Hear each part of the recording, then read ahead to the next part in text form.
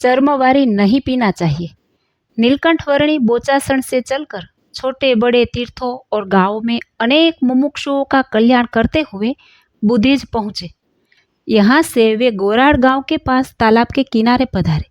यहाँ आकर एक घने पीपल के नीचे नीलकंठ ने आसन ग्रहण किया।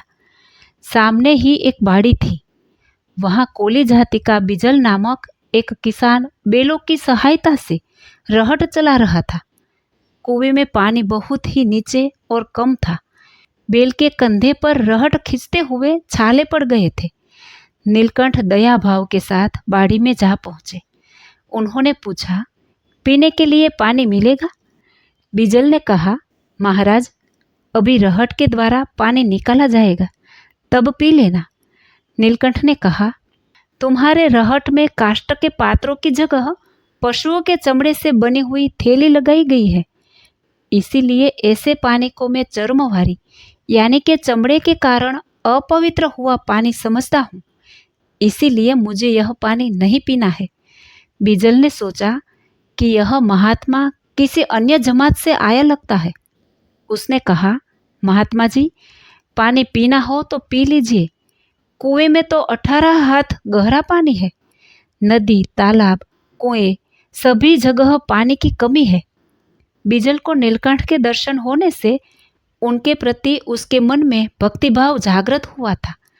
इसीलिए उसने कहा, महाराज, मेरे पास रस्सी नहीं है, नहीं तो आपको पानी खींचकर देता। नीलकंठ ने कहा, कोई बात नहीं, मुझे रस्सी की आवश्यकता नहीं पड़ेगी।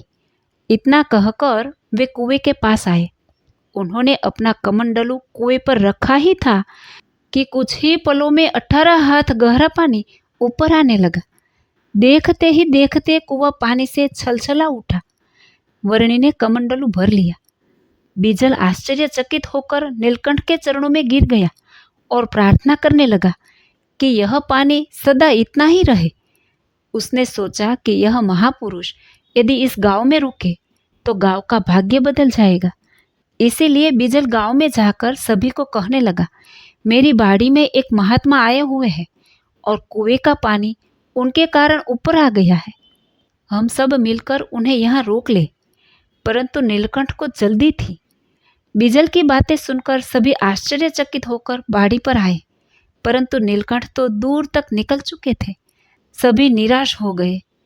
इतने में गडरिया जाति का एक व्यक्ति आता हुआ दिखाई दिया।